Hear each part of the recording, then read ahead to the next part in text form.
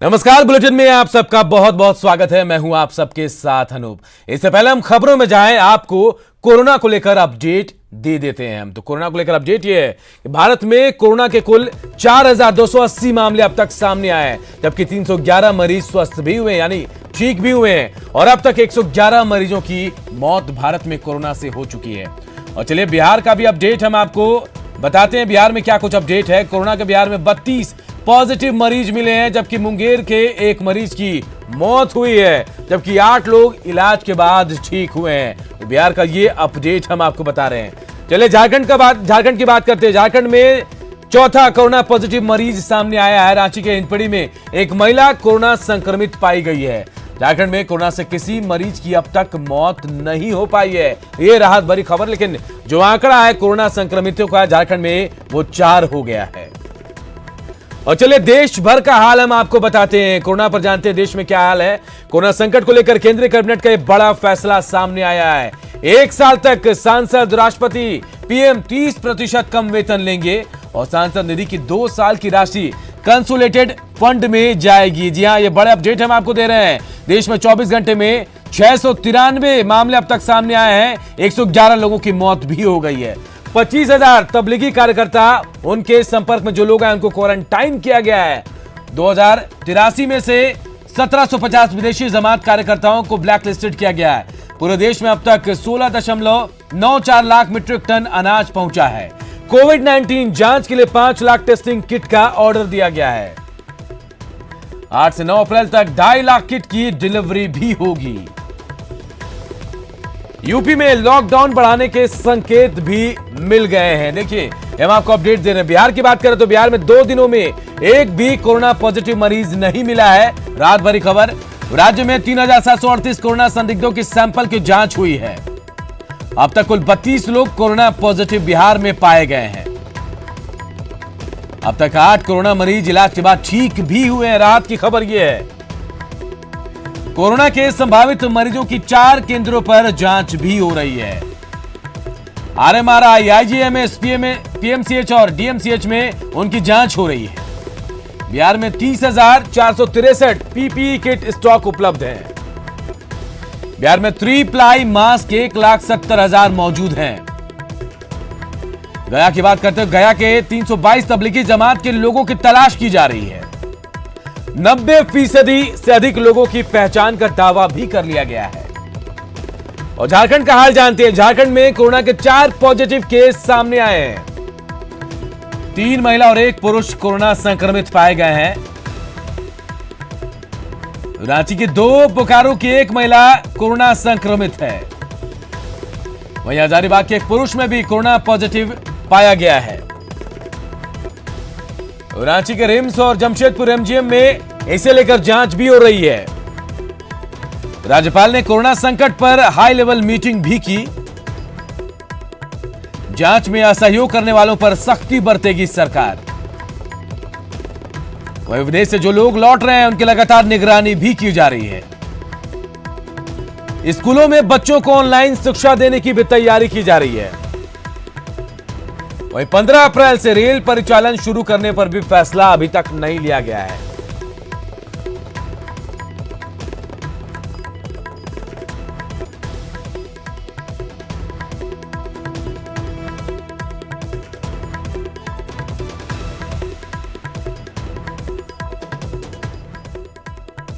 और देखिए एक अहम और बड़ी खबर देखिए हम आपको बता रहे हैं।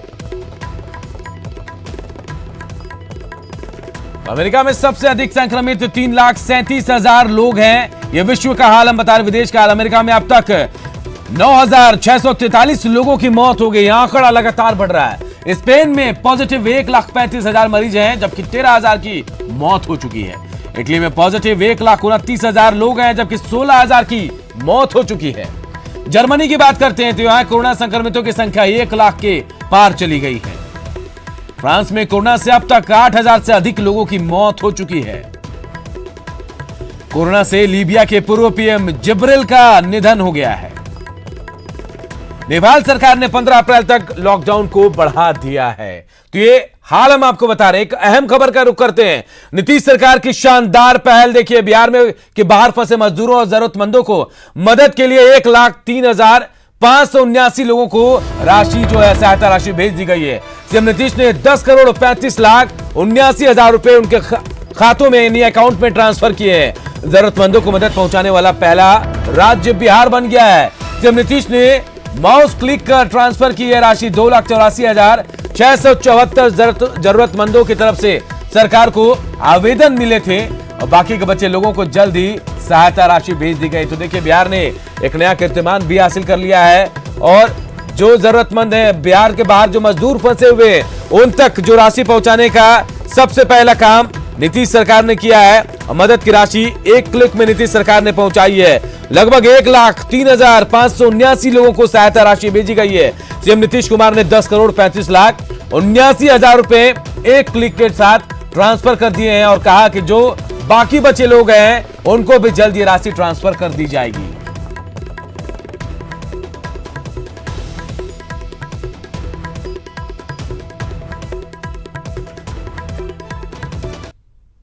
और कोरोना पर बिहार से अब तक की सबसे बड़ी खबर यह है कि न्यूज 18 बिहार झारखंड आपको बताने जा रहा है दिल्ली के निजामुद्दीन स्थित तबलीगी जमात मामले में बिहार के 4,597 लोग रडार पर हैं। आरोप है कि ये लोग 14 से 23 मार्च के बीच मरकज में शामिल बिहार के लोगों के संपर्क में थे। न्यूज 18 के सूत्रों से मिली जानकारी के मुताबिक केंद्रीय गृह मंत्रालय के निर्देश पर मरकज में शामिल लोगों के फोन कॉल को ट्रेस किया गया। इसके आधार पर बिहार के 4,597 लोग ऐसे पाए गए जो किसी न किसी रूप में मरकज में शामिल लोगों के जाने अनजाने संपर्क में आए। मोबाइल लोकेशन के आधार पर इन लोगों को ट्रेस किया गया। इसके बाद केंद्रीय गृह मंत्रालय ने इन लोगों के फोन नंबर और स्थायी पते की सूची बिहार के गृह मंत्रालय को भेजी है। इसके बाद बिहार के गृह मंत्रालय ने बिहार के हेल्थ सोसाइटी को इसके जांच की जिम्मेदारी दी है। बिहार हेल्थ सोसाइटी के प्रमुख ने सभी जिलों के डीएम और एसपी को संदिग्ध लोगों के बारे में पता लगाने को कहा है। दावा किया जा रहा है कि 90% लोगों की पहचान की जा चुकी है। हालांकि इस मामले पर बिहार स्वास्थ्य समिति के कार्यकारी निदेशक मनोज कुमार का क्या कहना है यह भी आपको सुनाते हैं। होम डिपार्टमेंट से ये जो मरकज वाला एपिसोड है उसके एपी सेंटर के आसपास लगभग 200 से 300 मीटर के आसपास लगातार 24 घंटे से अधिक जो मोबाइल नंबर्स पाए गए थे उसका डंप प्राप्त हुआ था और उसमें लगभग 6,000 व्यक्तियों का मोबाइल नंबर दिया गया था जो व्यवहार से संबंधित ऐसा बताया गया था। तो उन सब का जांच पड़ताल करने पे पाया गया कि लगभग 4,597 मोबाइल नंबर्स ऐसे थे जो बिहार के नाम से रजिस्टर्ड थे। तो ऐसा नहीं था कि वो 4,597 लोग मरकज में पार्टिसिपेट किए थे। उनका मोबाइल नंबर उस एरिया के आसपास जो एपी सेंटर है पाया गया था, जिसको वेरीफाई करने के लिए सभी जिलों को कहा गया है। लॉकडाउन के बीच पटना में फंसे छात्रों की परेशानियां बढ़ती जा रही है। धीरे धीरे खाने पीने के सामानों की कमी होने लगी है। ऐसे में छात्रों की मांग है कि फिलहाल 1 महीने का किराया माफ किया जाए। छात्रों की स्थिति का जायजा लिया हमारे सहयोगी रवीश नारायण ने।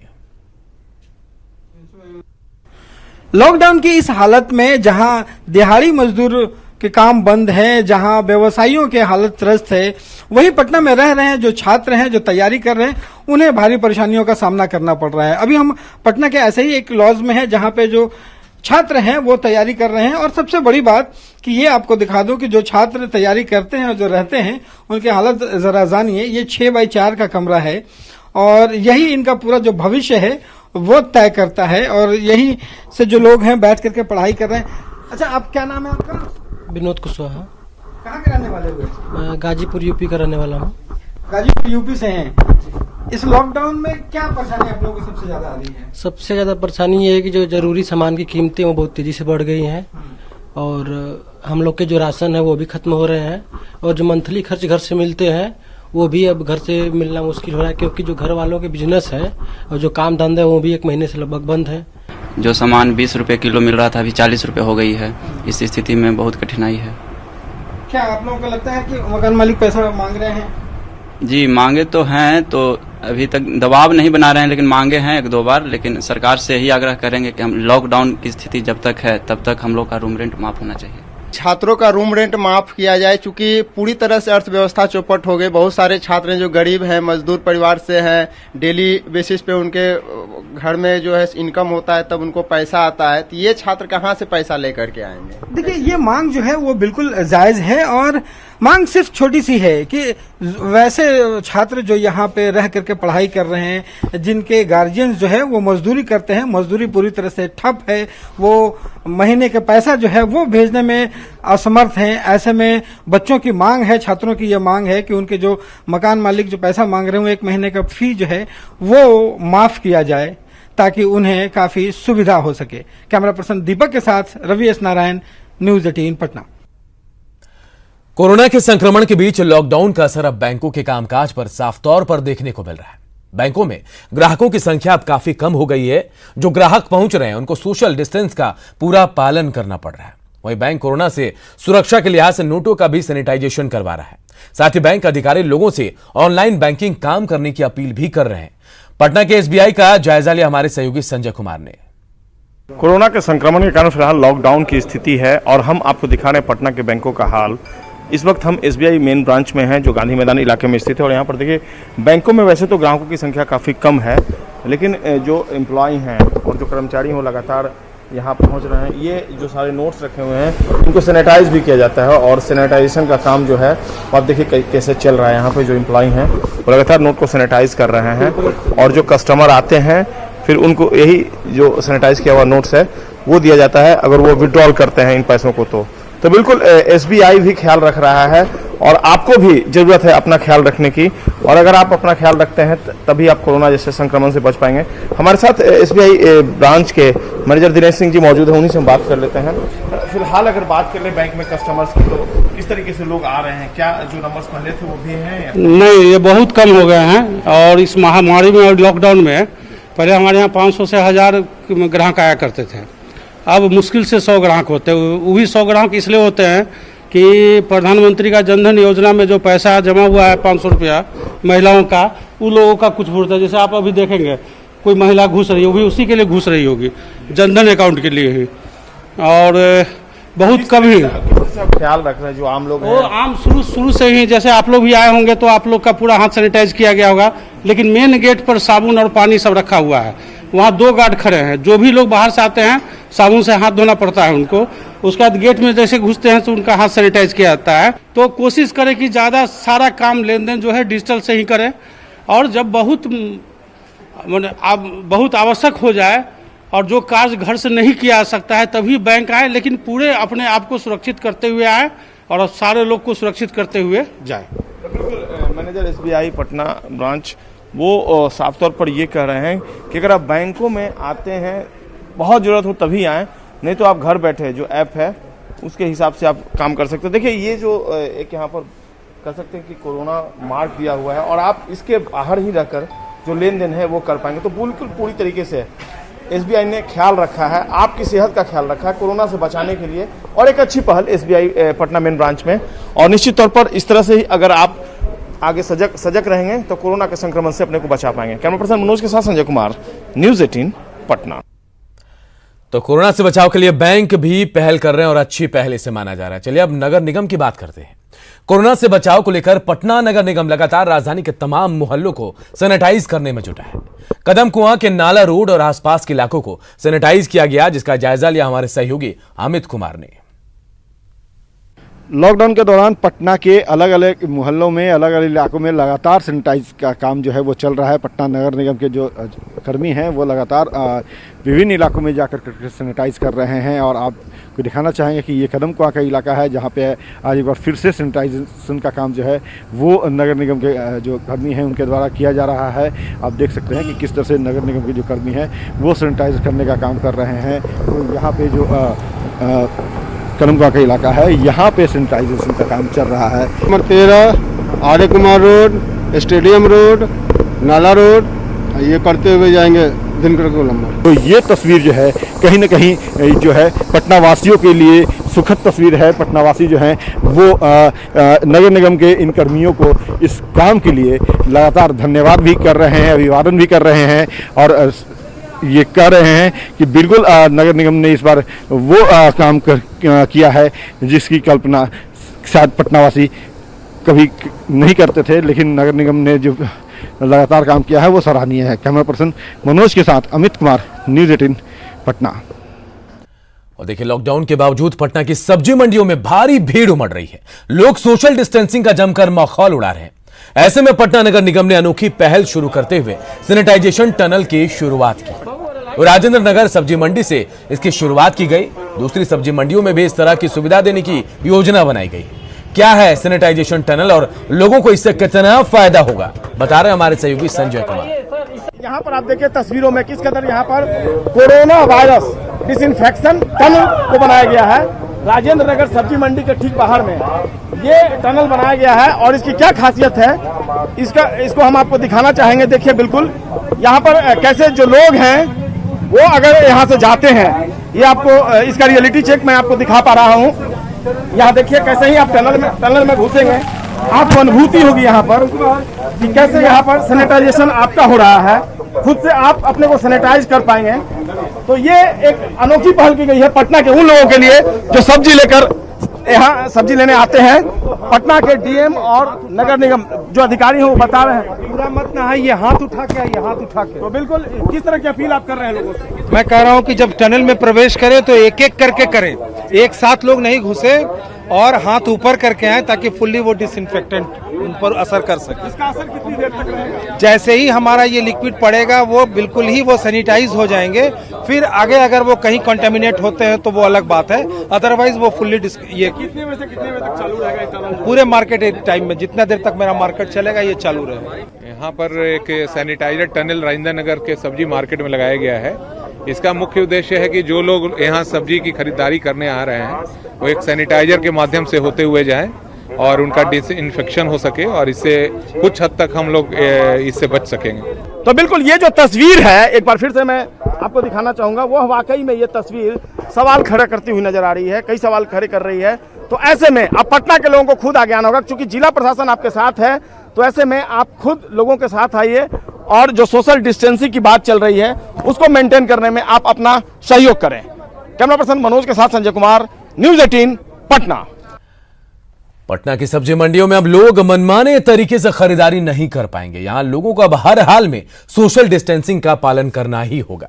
न्यूज़ 18 पर खबर दिखाए जाने के बाद जिला प्रशासन ने यह फैसला लिया है। साथ ही सब्जी मंडियों में एनसीसी कैडेट्स की भी तैनाती की गई है। ऐसी ही एक सब्जी मंडी का जायजा लिया हमारे सहयोगी संजय कुमार ने।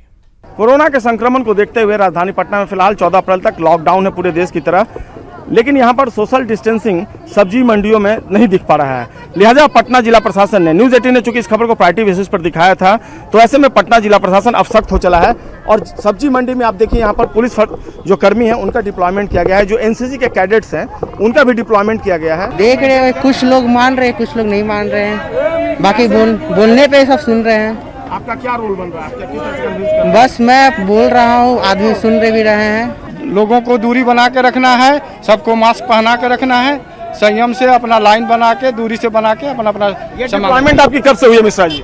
ये हमारी ये डिपार्टमेंट आपको हुआ है 22 तारीख से। आमोद कुमार मिश्रा जी हैं, बता रहे हैं कि लोगों को वो लगातार अपनी तरफ से आगाह कर रहे हैं और लोगों को भी चाहिए कि जो तय समय सीमा है सुबह 6 बजे से शाम 6 बजे तक आप इसी अवधि में कोशिश करें कि 6 बजे के पहले हर हाल में अपने घर के लिए खरीदारी कर लें, क्योंकि सोशल डिस्टेंसिंग आपकी भी रिस्पॉन्सिबिलिटी बनती है। कैमरा पर्सन मनोज के साथ संजय कुमार, न्यूज़ 18 पटना। और देखिए, कोरोना को लेकर कोई कंफ्यूजन ना रहे, लोगों को सही और पूरी जानकारी मिले, इसे लेकर न्यूज़ 18 ने कोरोना कंट्रोल रूम बनाया है, जहां पर हम दर्शकों के मन में उठ रहे सवालों का जवाब अपने एक्सपर्ट और डॉक्टर के जरिए देने की कोशिश कर रहे हैं। इसी कड़ी में आज मुंबई से RIL के डॉक्टर हितेंद्र वागले हमसे जुड़े और दर्शकों के सवालों का जवाब दिया। साथ ही सभी आशंकाओं को उन्होंने दूर भी किया।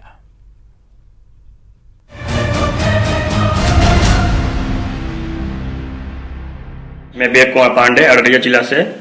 मेरा सवाल है, क्या बाजार से लाया गया सामान से कोरोना हो सकती है? मेरा नाम अनीता द्विवेदी है, मैं कन्नौज की रहने वाली हूँ। मेरा प्रश्न ये है कि बाजार से लाए हुए सामान से क्या कोरोना हो सकता है? मेरा नाम आशा विश्वकर्मा है, मैं गाजियाबाद से बोल रही हूँ। क्या बाजार के लाए गए सामान से कोरोना हो सकता है?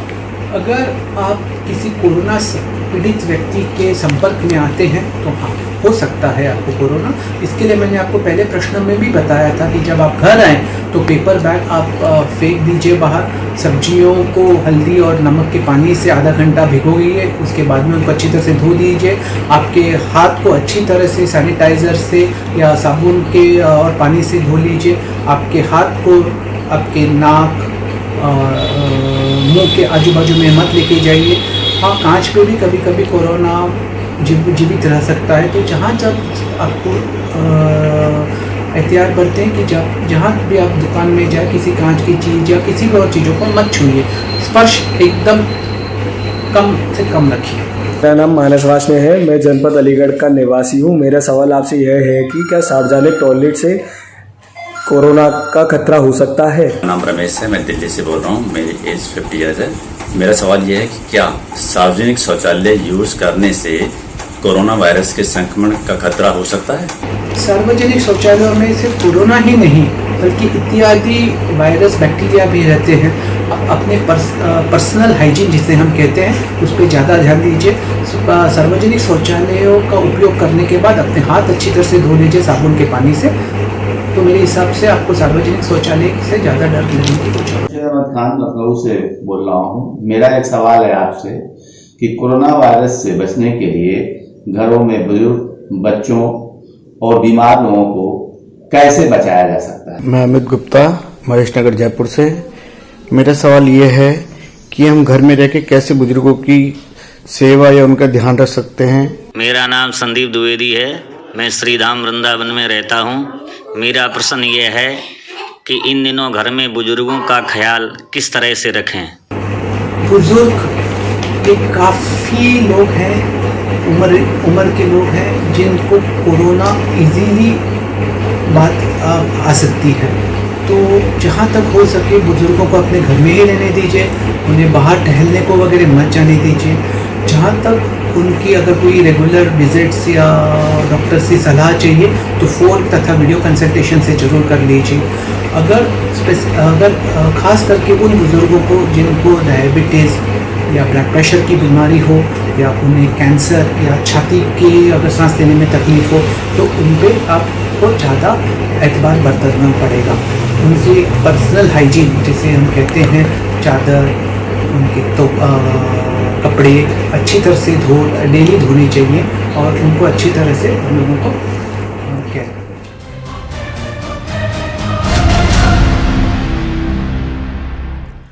तो देखिए, तमाम सुझावों का पालन करें और लॉकडाउन का भी पालन करें। घर पर रहें, सुरक्षित रहें। फिलहाल इस बुलेटिन में इतना ही, लेकिन खबरें लगातार जारी। देखते रहिए न्यूज़ 18 बिहार झारखंड।